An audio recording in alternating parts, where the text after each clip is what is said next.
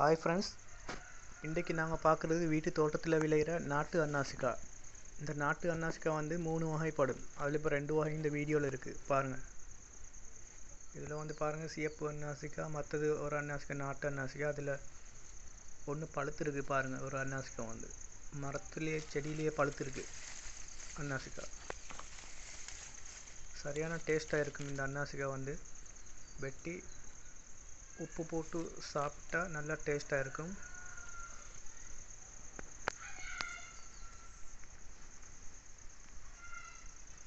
தோட்டத்தில் விளையக்கூடிய அன்னாசிக்கா வந்து இது நாட்டு அன்னாசிக்கா.